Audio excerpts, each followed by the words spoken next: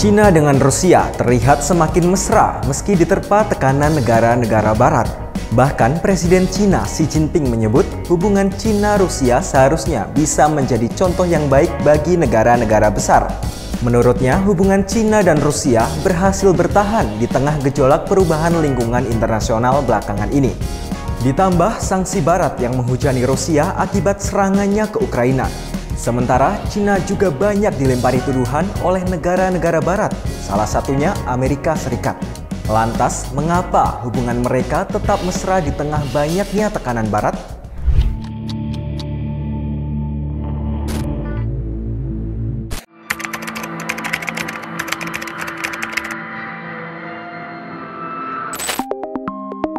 Mei 2024, Presiden Cina Xi Jinping menyambut kedatangan Presiden Rusia Vladimir Putin di Beijing. Pertemuan itu menjadi kunjungan pertama Putin setelah kembali dilantik menjadi Presiden Rusia untuk jabatan kelimanya.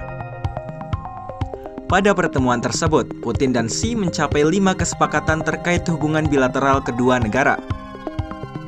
Pertama, kedua negara sepakat untuk saling mendukung isu-isu yang berkaitan dengan kepentingan masing-masing negara. Yang kedua, Cina dan Rusia berkomitmen untuk bekerja sama yang saling menguntungkan.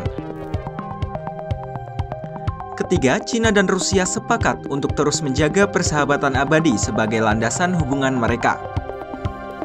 Keempat, Cina-Rusia berkomitmen untuk mengarahkan tata kelola global ke arah yang benar.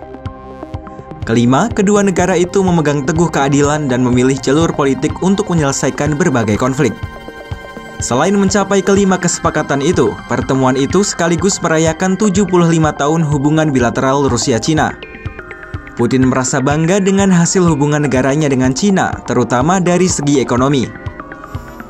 Pasalnya, pada tahun ini, perputaran perdagangan kedua negara itu meningkat pesat mencapai 240 miliar dolar.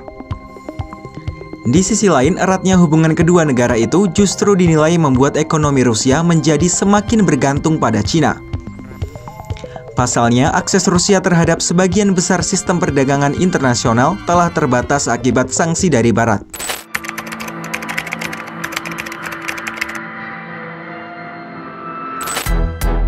Tekanan Barat itu tidak hanya menyasar Rusia, melainkan juga Cina yang selalu berada di sisi Rusia. Namun tekanan tersebut tidak menghalangi pertemuan Rusia dan Cina.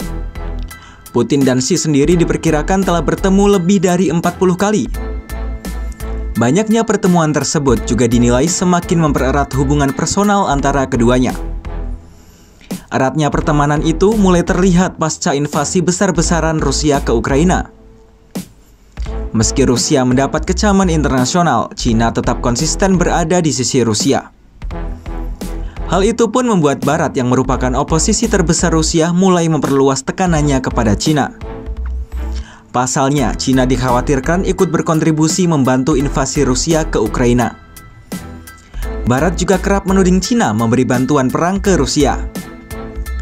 Namun hal itu selalu dibantah Cina sebagai tuduhan tidak berdasar terhadap hubungan dagang Cina dan Rusia. Meski begitu, AS menyatakan akan terus menjatuhkan sanksi terhadap perusahaan Cina yang memasok pertahanan Rusia.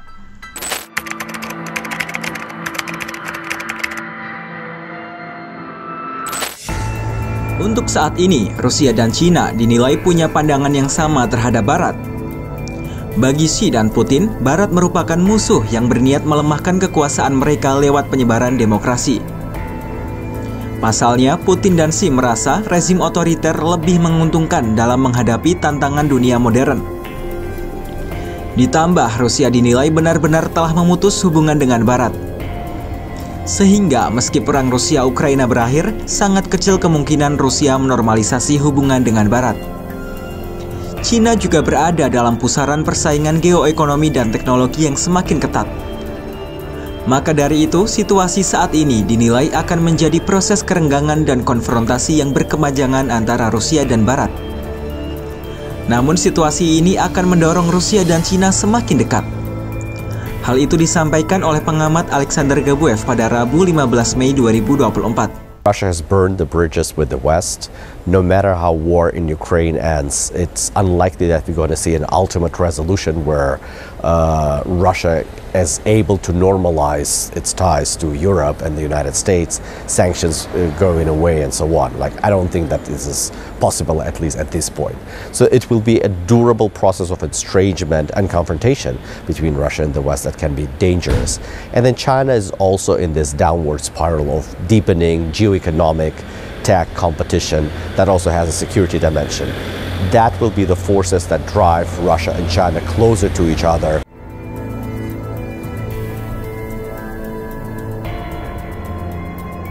AS yang gusar melihat kedekatan Cina-Rusia sempat merayu Cina agar mengurangi hubungannya dengan Rusia. Kala itu, Menlu AS Antony Blinken terbang ke Cina untuk menyampaikan kekhawatiran Barat. Namun, sikap Xi Jinping justru berusaha untuk semakin memperdalam hubungan Cina dan Rusia.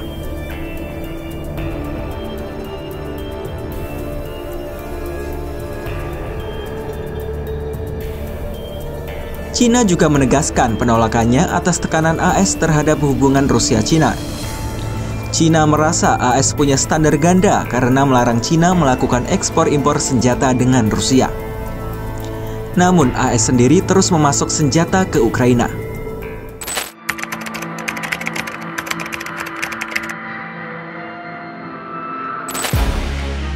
Hubungan Cina dan Rusia seolah tak tergoyahkan bahkan oleh tekanan dari Barat.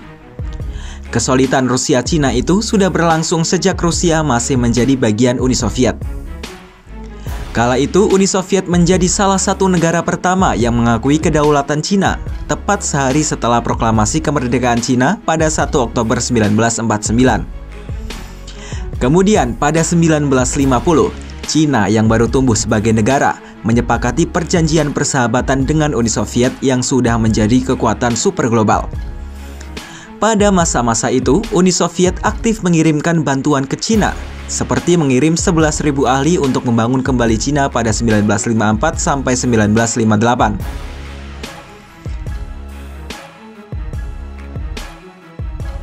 Meski tampak akrab, pada awal-awal persahabatan mereka, kedua negara itu sempat bersitegang sampai berpisah. Periode yang disebut perpisahan Cina-Soviet itu terjadi pada tahun 1980. Kala itu perjanjian Cina-Soviet yang ditandatangani pada 1950 akhirnya kadaluarsa. Namun Cina enggan memperpanjang perjanjian tersebut. Penolakan itu merupakan imbas dari konflik perbatasan yang berlangsung selama berbulan-bulan. Penolakan Cina itu pun akhirnya resmi memutus hubungannya dengan Soviet.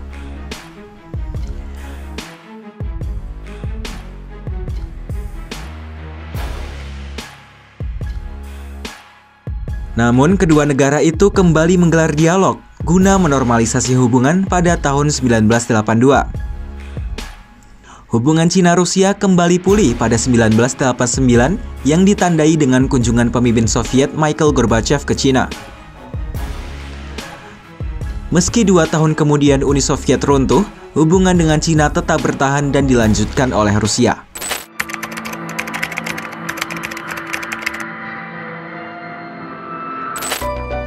Hubungan baik Rusia-Cina itu tidak hanya terjalin dari aspek kenegaraan. Kedua pemimpin mereka juga punya relasi personal yang erat.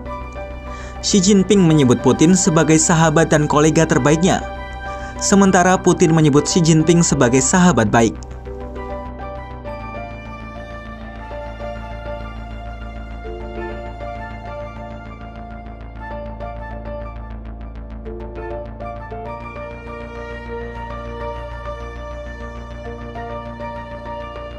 Pada 2019, Xi mengunjungi Rusia dan memuji kuatnya hubungan ekonomi antar kedua negara.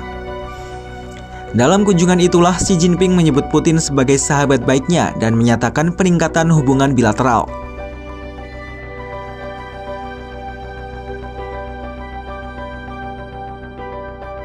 Beberapa hari sebelum memulai serangan ke Ukraina, Putin menyambangi Beijing. Dalam kunjungan itu, Putin dan Xi Jinping menyatakan kemitraan negara mereka tidak ada batasnya. Xi Jinping sendiri tidak pernah mengecam keputusan Rusia yang melancarkan serangan ke Ukraina.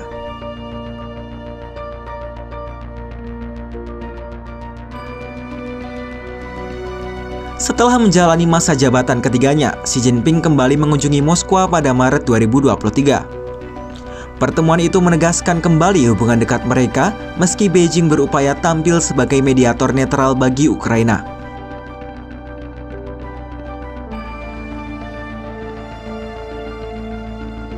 Beberapa bulan setelahnya, Putin membalas kunjungan Xi pada Oktober 2023. Kunjungan itu dinilai menjadi pertemuan pribadinya dengan Xi yang ia sebut sebagai teman lama. Padahal, kala itu Pengadilan Kriminal Internasional telah mengeluarkan surat penangkapan atas Putin. Namun Putin menyatakan konflik global baik di Ukraina maupun Gaza akan semakin memperkuat hubungan Cina dan Rusia. Rayuan dan ancaman Barat terhadap Cina atau Rusia seolah tak bisa menggoyahkan kedekatan kedua negara tersebut. Ditambah kunjungan Putin ke Cina pada Mei 2024 seolah semakin mempertegas eratnya hubungan Rusia-Cina. Dalam kunjungan itu, Xi bertekad untuk menjalin kerjasama dengan Rusia secara lebih mendalam. Ia memastikan Cina akan siap menjadi mitra yang baik dan akan terus menjaga kepercayaan Rusia. Di sisi lain, Putin juga menyatakan kedekatan Rusia-Cina akan menjadi penyeimbang bagi geopolitik. Sehingga geopolitik internasional tidak hanya dikuasai oleh hegemoni negara tertentu saja. Untuk tahu berita terkini lainnya, jangan lupa subscribe YouTube channel Kompas.com. Jernih melihat dunia.